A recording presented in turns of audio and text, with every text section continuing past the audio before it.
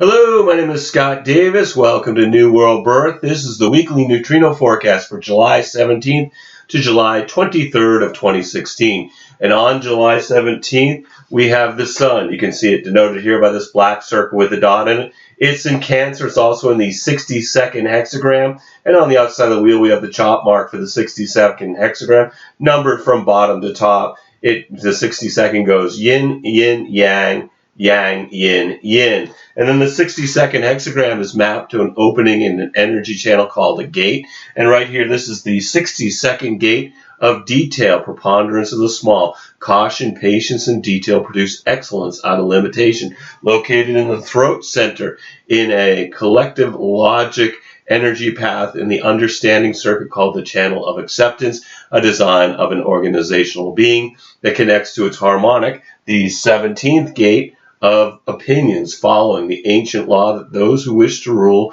must know how to serve. And I found human design to be amazingly accurate in describing the person, that I use it as my primary tool when I provide readings. And we have the following activated gates on July 17th. The sun is in the 62nd gate with the earth in the 61st gate. The north node is in the 64th gate with the south node in the 63rd gate. Both Mercury and Venus are in the 31st gate.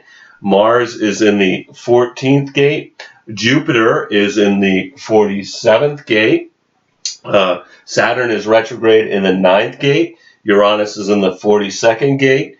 Neptune is retrograde in the 63rd gate along with the south node. And Pluto is retrograde in the 54th gate. So obviously not every gate activation forms a channel, but this information could be very helpful if you know your own human design chart, because some of these transits will form channels with potentials in your personal body graph. And as we begin the week, we've got one channel definition due to the transit field with the north node in the 64th gate and Jupiter in the 47th gate. We've got the Channel of Abstraction, a design of mental activity mixed with clarity, until August 3rd. And this channel is about creating something new out of something old. This is about the abstract thoughts being brought into the collective consciousness through the arts, philosophy, history, and culture. It's wonderful energy for telling stories about our experiences that inspire others, but brings confusion when used to resolve our own issues. And the defined head center can influence those without to feel pressure to think about things that don't matter. And the defined ajna center can influence those without to believe that they're certain of something even when they're not. And July 17th begins with the sun in the 5th line of the 60-second hexagram. The sun in the 62.5 is described as metamorphosis. When excellence is achieved, action is necessary. Exalted, the reaching out to others to share, symbolized by the moon's phases as it moves from darkness to eventual sharing fully its light. The understanding that only when details are complete can action or expression be initiated. Detrimented, a tendency in metamorphosis to seek acclaim through dramatic presentation. When the details are organized, the need for attention demands expression. And then later on the 17th, the sun then moves into the 6th line of the 60-second hexagram at 10:43 a.m. Eastern Daylight Time, which is 14:43 UT. The sun in this 62.6 is self-discipline. Exalted, a penny saved is a penny earned. Detail as a path to material success. Understanding that material success depends on expression and detail. Detrimented, skills but not the discipline to succeed. The gift for but not the discipline to do the necessary detail work to succeed. And then also on the 17th, Mercury moves out of the 31st gate, leaving behind Venus, and it moves into the 33rd gate in hexagram. And so in mythology, Mercury was the messenger of the gods. So this is about communication, or as Ra put it, the expansion of consciousness through communication, not just as words, but also as music.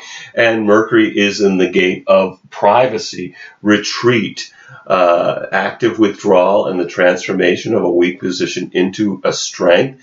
And Mercury is in the first line of the 33rd hexagram, which is described as avoidance, exalted the wisdom in a weak position to recognize that survival demands complete withdrawal, retreating when one realizes that they are in a weak position, detrimented where courage is just plain foolishness, unable to retreat when overwhelmed by stimulation. And in the program, Mercury is about the expression through communication. It influences the homogenized population to communicate about the themes of the gate and line that transiting Mercury inhabits.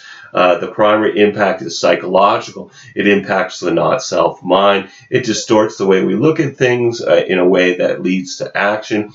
This conditions people to think and communicate about the same things. And in the 33rd gate, I'd expect to hear people say, I remember, or I don't remember. On the 18th, the Sun then moves from the 62nd hexagram and gate to the 56. And the Earth moves from the 61 to the 60. So we've got the Earth in the 60th hexagram. This is the gate of acceptance, limitation. The acceptance of limitation is the first step in transcendence. And this shift happens at 10:19 a.m. Eastern Daylight Time, 14:19 UT, with the Sun in the 56th gate of stimulation, the wanderer, stability through movement, the preparation of continuity through the linking of short-term activity. And the Sun is in the first line of the 56, which is described as quality, exalted, the practical sense that even short-term activities should be of value, expression of practical ideas that have value, detriment of the ego drive to make an impression that will misuse energy in trivial pursuits, the drive to stimulate that will express any idea, no matter how trivial. And as we move from the 62nd hexagram to the 56th, we've entered the gate of sharing collective stimulation, the wanderer, an abstract throat gate that says, I believe or I don't believe, to stimulate the past experiences or not. This can be boring with its expression of past experiences as a person who maybe tells the same story over and over again, because the abstract process can get stuck with the same story, with the same experience. The not-self of Gate 56 tries to stimulate people with someone else's stories as opposed to the story that comes from their own experience. This is stability through movement, and movement to the story that best stimulates the listener. The stories about experiences that made a difference in our lives are most stimulating when shared with others, especially when the audience relates to the story. To something in their life. This is with its harmonic, the 11th gate of peace. It's about ideas from the past. That gate 56 turns into beliefs, and sometimes beliefs become unquestionable with its polarity gate of limitation. The 60th gate is pressure to mutate. This brings us to the second variation of the cross of laws, and with the Sun in the 56, these are laws that are born out of beliefs. And then also on the 18th, Venus moves from the 31st gate, and it joins Mercury in the 33rd gate. And in human design, Venus is about values, morality, natural law in which we deal with the other and the consequences of the world around us. And we have Venus in the 33rd gate of privacy, retreat, active withdrawal, and the transformation of a weak position into strength.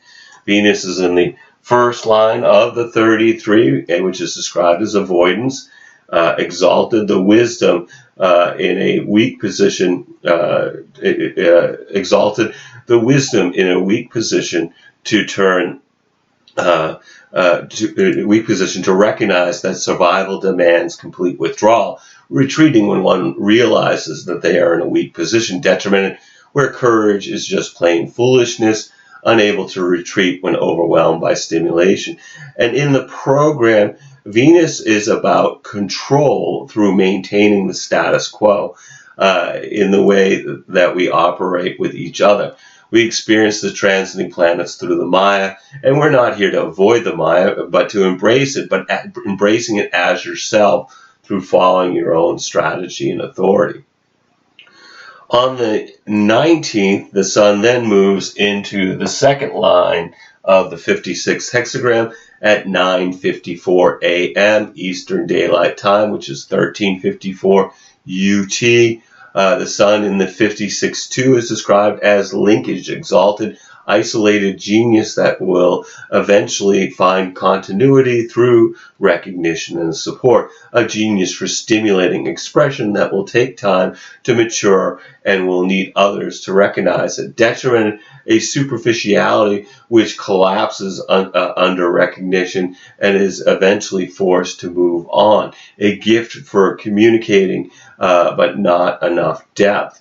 On the 20th, the Sun then moves into the third line of the 56 at 9:29 a.m. Eastern Daylight Time, 13:29 UT. The Sun's exalted in the 56-3 as alienation, determined self-sufficiency, exalted a will and egoism that often proves overbearing and guarantees continued isolation. Here it is acceptable given the Sun's intrinsic vitality, a drive to control and be the focus of expression. And then also on the 20th, Mercury moves out of the 33rd hexagram, leaving behind Venus, and it moves into the 7th in the G center.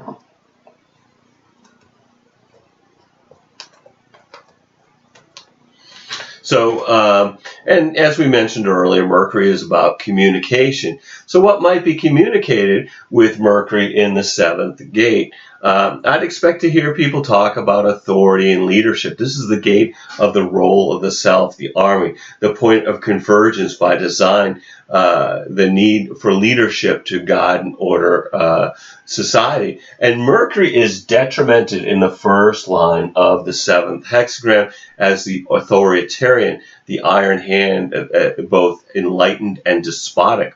Detrimented the distorted intellect that believes that it knows best, the capacity of the self to insist that its authority is best.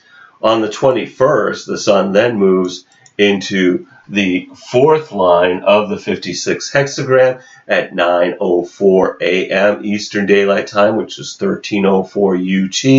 The Sun in the 56-4 is expediency, exalted, the perfection of the superficial personality that can mask, when essential, its true feelings to secure protection. The gift of stimulation as a role for protection. Detrimented, expedient behavior whose price is a constant stressful alertness and nervous anxiety in fear of losing what it has gained. The role as reality. The fear of silence and of being uncovered. On the 22nd, the Sun moves into the fifth line of the 56 hexagram at 8:38 a.m.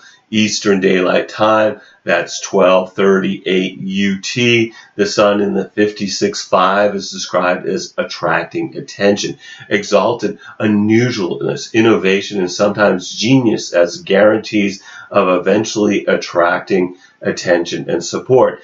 Stimulation at its most innovative and unusual, detrimented all too often the tendency to attract attention that is self-defeating in its effects. The power of stimulation to provoke and disturb. And then also on the 22nd, Venus moves out of the 33rd gate and hexagram, joining Mercury in the 7. As we talked about before, Venus is about values.